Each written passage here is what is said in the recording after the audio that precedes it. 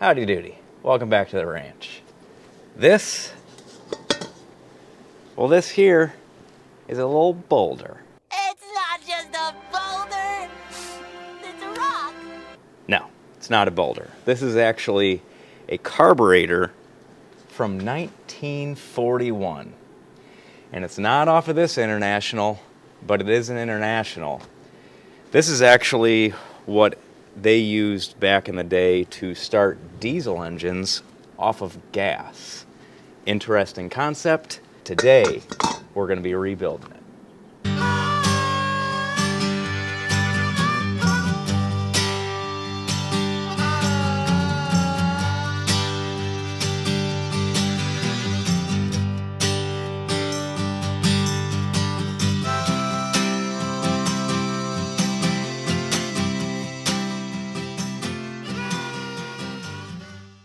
So as I wait for parts for this here 1200A, I'm going a little stir crazy inside. It's cold out. This morning it's about 10 degrees, and my camera's letting me know it because I've only been out here for about a half an hour setting up, but she already decided to die once. So we've been in and out warming our fingers and warming our equipment, but that's okay. If you're not familiar with this here project, go ahead and click the info card box. Catch up. So we are shifting gears here today just a little bit, starting on a new project, a surprise project. That's TBA, which stands for tuberculosis.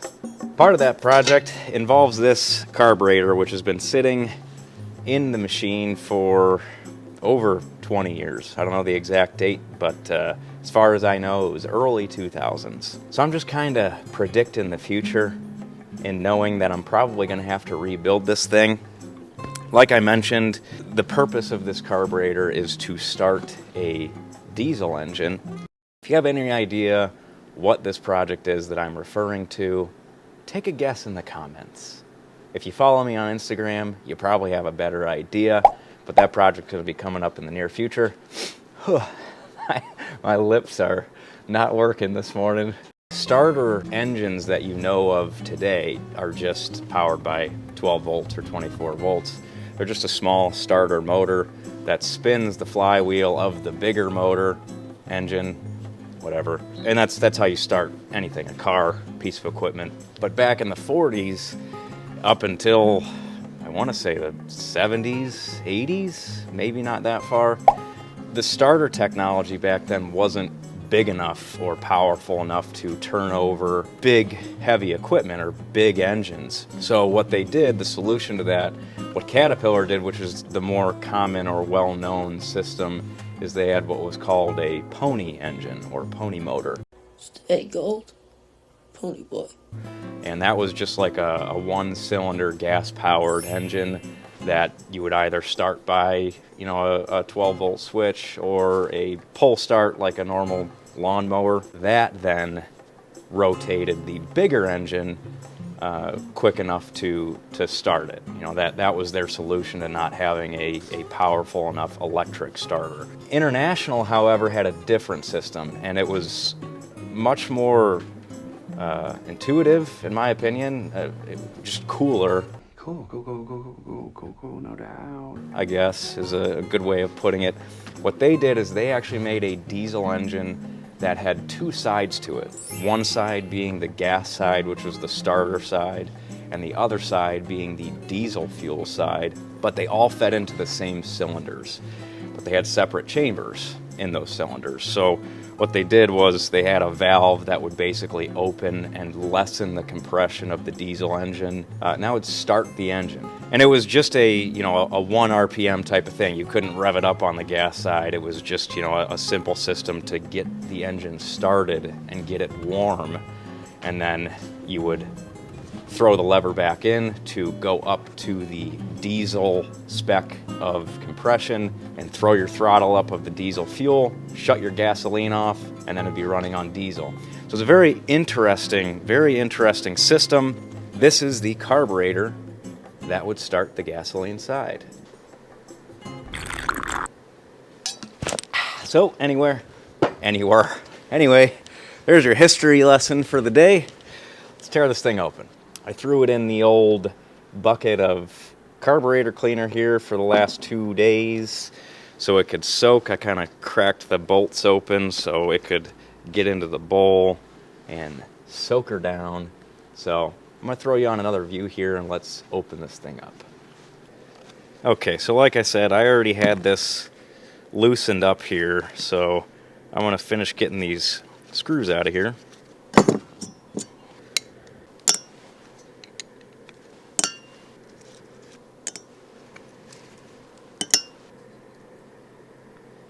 Alright, so there's your bowl, and the little that I know of this system that I've learned from King of Obsolete on YouTube, thank you.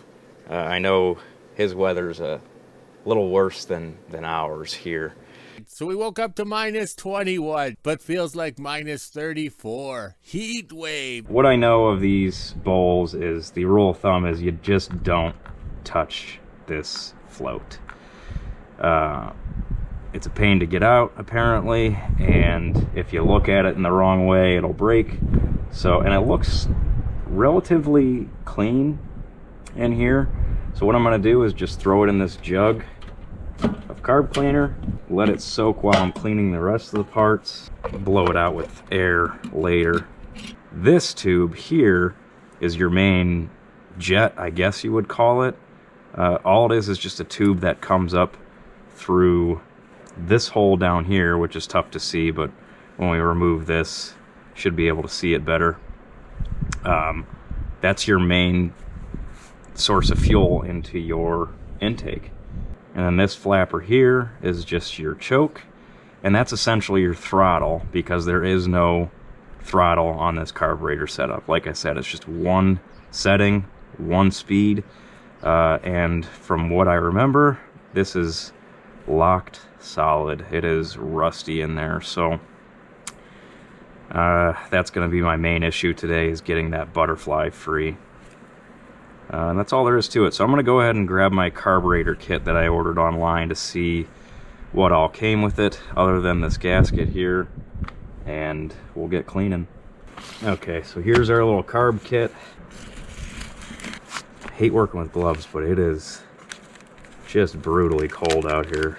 Here's our main gasket that's going to go in between the intake and the carb, so we can set that aside. I'm not going to need that today. Here's our main gasket for the bowl to the carburetor. Looks like that lines up well. This is to set your float, which we're not going to do. Little ball for something. This, I'm assuming, would be a replacement for this, maybe? But I bet it'll tell me in these instructions if I read them. My main concern is getting this choke freed up, which I think we're going to use fire for that one.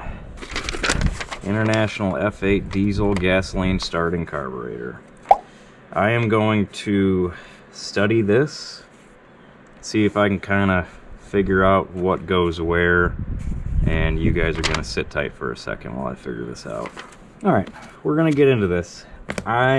Some of it looks a little bit too complicated to get into, and not in a sense where it's like not, I don't understand it, but more so like this valve looks like I could just snap it off immediately, and I'm pretty sure all it is just a prime, so I'm not even going to mess with that. This one, yeah, I'll see if I can throw a screwdriver on that, see if I can twist it out. Stay put. I'll open this up, see if I can replace whatever's inside here gasket wise. What else? This, yeah, we can open this up, replace any O-rings or gaskets in there. This is the air valve that needs to be set to, I was wrong, this isn't just for the float, this is for this as well. It needs to be set to 1.25 inches tall, which it is dead on. I'm still gonna see if I could take this apart, but since it is set correctly, I'm not gonna, if it's not coming apart easy, I'm not gonna mess with it. This looks fragile. And then again, the main part that I am concerned about is this choke butterfly, which is frozen solid. Other than that, that's pretty much it. So let's tear into this thing.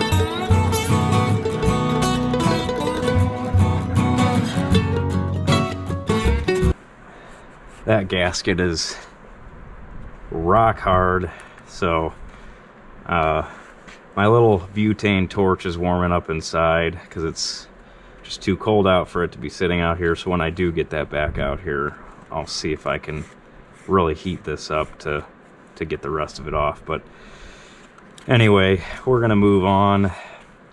I'm gonna see if I can't get this piece off first.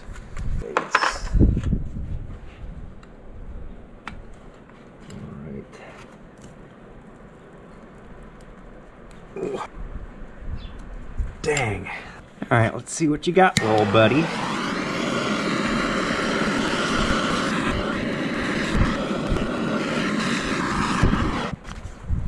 What are we saying now?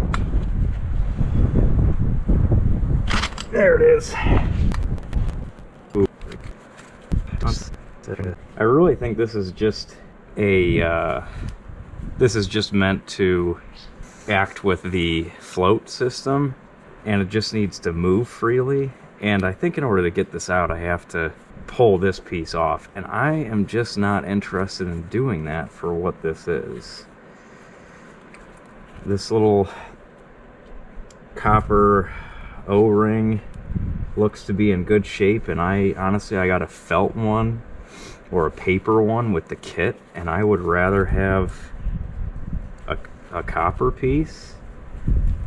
So, you know, I'm not trying to cut any corners, but I just don't want to take things apart that aren't worth taking apart. You know what I mean? Yeah, I think that's all that's really meant to do, is just interact with the float system. So I'm gonna make the executive decision to leave it. I'm good with that. All right, moving on.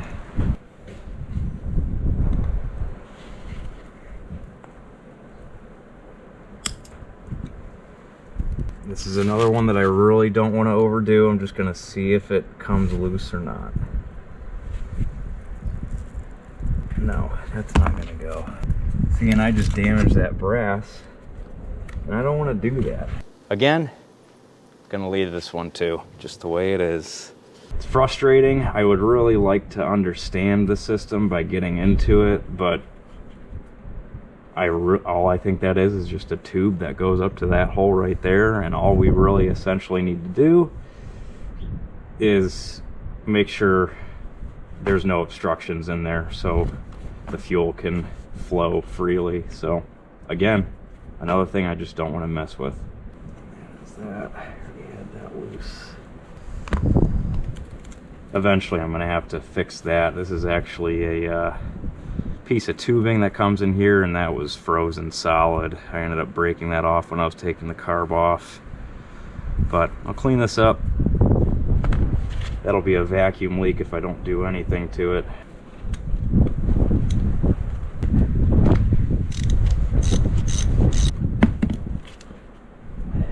So that's a little sight into our little air meter there, which I still don't quite understand, but that'll be a good way to clean if we can't get this off. All right, let's move on to our air meter. Take out that little cotter pin there. I don't think I have a replacement for that, so be careful. Be careful, there's quicksand. But be careful, there's quicksand. So in order to put this back to the right setting, I'm just going to count my rotations here to take this top piece off, if I can. Oh, I see that raising and lowering. Okay, so this is where it's at. But just to be sure, I want to count my rotations. Yep, that's perfectly 1.25 inches. Now this top piece is coming off. Okay. Oh, it's threaded on the top. Okay, I understand. That makes sense. This is stationary. That's not coming out. That's set right there. So I'm going to keep working on this gasket material here, and then we'll get to cleaning. See if we can get this butterfly free. And I don't believe I'll be able to soak this down in anything. That is a material that is unfamiliar to me, but it looks fragile. So I'm just going to leave all this the way it is and reinstall it later.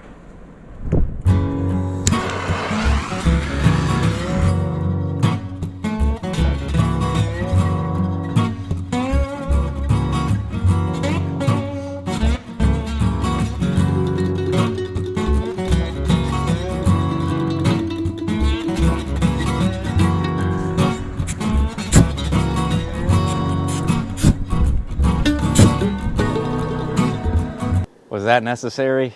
Probably not. No! But it's sterile, and I like the taste.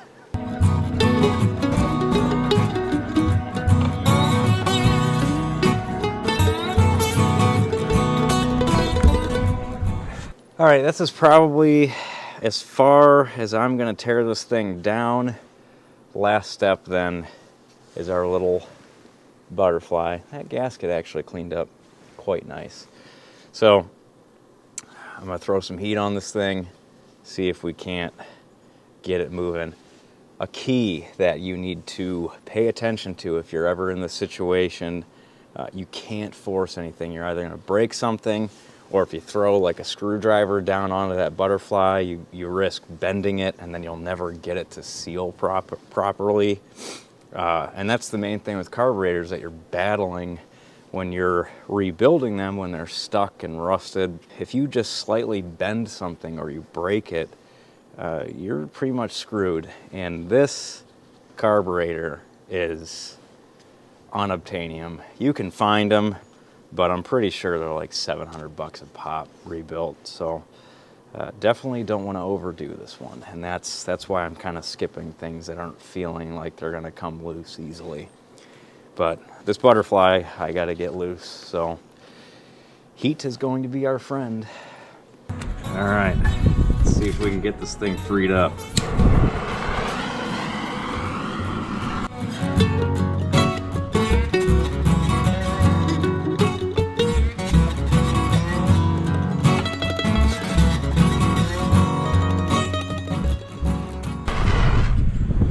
Having a tough time holding on to it, so it's hot.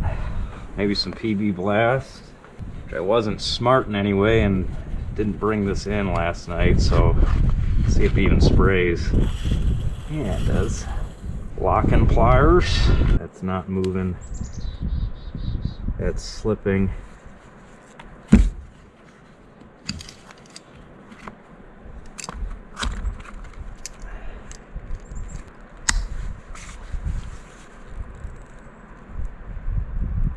Is that moving? That's moving one half, but the other half is still locked up. Oof, what are we gonna do here? More heat, he said.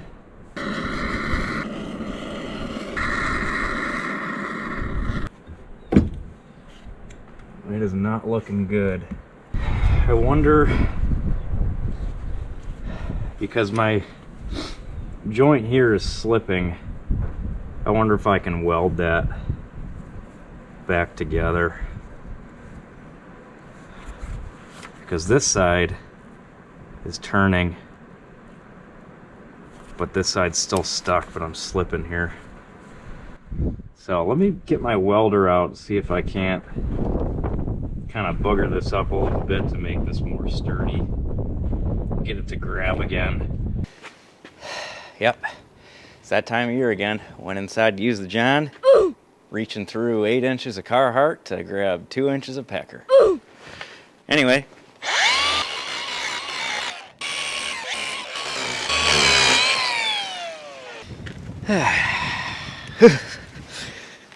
Hopefully it can, oh, you know what, maybe I should, yeah, I'm gonna preheat a little bit. See if that helps it sink in. I really hope I can get this thing free, because I am screwed if I can't.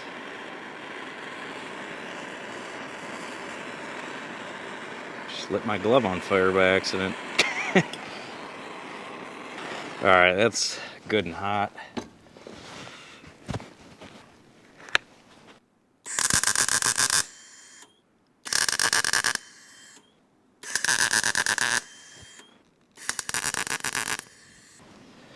Oh, say a prayer.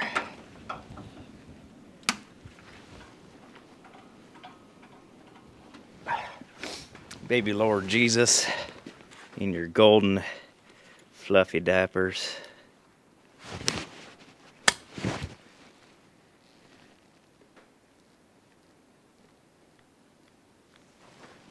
It's starting to move. Ever so slightly. It's starting to move. See that? Okay, so I'm gonna take this over to our original setup, heat it up again, PV blast, get my 2 vice grips on it, see if I can't shimmy this thing back and forth. Fingers crossed, but we're looking a little bit up now.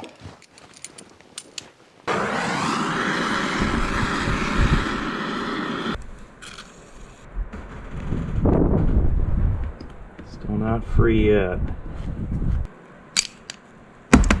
It's starting to try, but not there yet.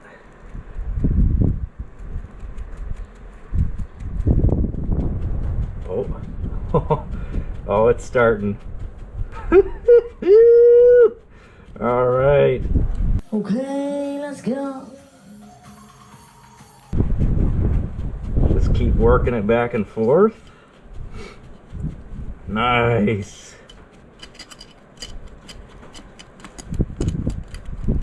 Come on, baby, keep going. Yeah. And that is a full rotation.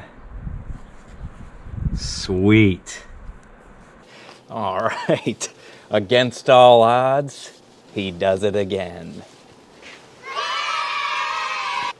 It's not that serious, but I am excited because I was really worried about that. That was basically a make or break of whether this thing was gonna run or not. So that is some great news. Weather's starting to turn, snow is starting to fall. So I gotta giddy up here. So I'm just gonna throw y'all on a time lapse. We're gonna clean this thing, throw it back together, and should be good to go. So I'll get back to you here in a minute.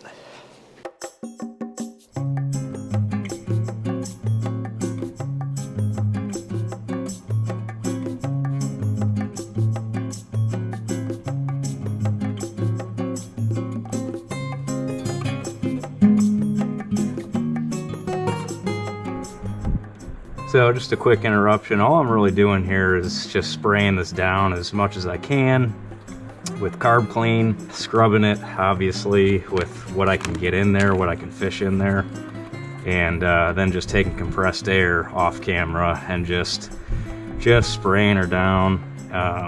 It's working quite well so far. The tough part is in this chamber in here, there's really limited access to get in there, you know, so just doing the best I can, and that should be good enough. It's worth mentioning that I am using this pick to get down in here, but I am barely putting any pressure because I don't want to scratch the inside of this barrel here. I just want to kind of get off that gunk that I can't get with a brush. It is pretty caked on there.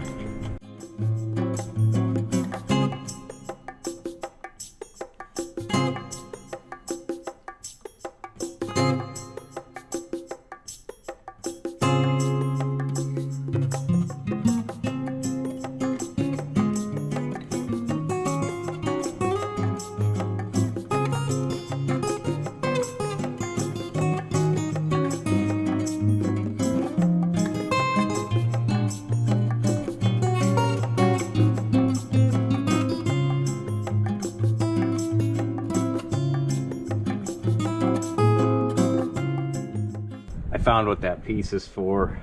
This right here, that is your, what I would assume would be equivalent to a needle and seat for the float. But I can look down in there and I can tell that mine is moving as this is raising and lowering with the float nice and freely, probably because I've been soaking it down so long. So I'd say we're good, which is great for me because I don't have to take this apart. Following orders. So I'm pretty clean in there. I think I'm just gonna blow this out and throw her back together. Another way that you can check if your needle and seat is working is by blowing into the inlet here. This is where your fuel comes in, and the way that this works is it comes in, but it's gravity, so it comes up, and as your float rises, it shuts the needle. or it seats the needle. So if you want to test that, blow into your intake here and then shut your float and see if your needle seals. You can see me doing this on this camera here.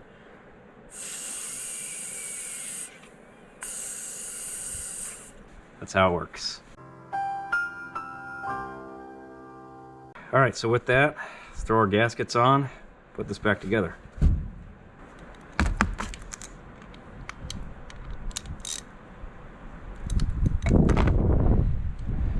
That's all there is to it right there.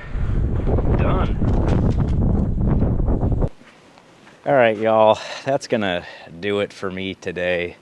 It's cold, the wind's starting to pick up, and that's no fun to stand outside in.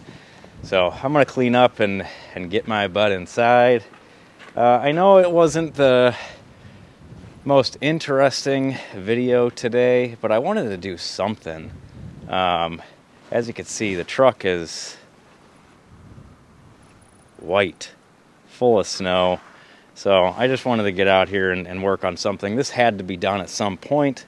I hope you enjoyed a little bit of a history here. I mean, this is an original carburetor from 1941. If you think about it, that's crazy.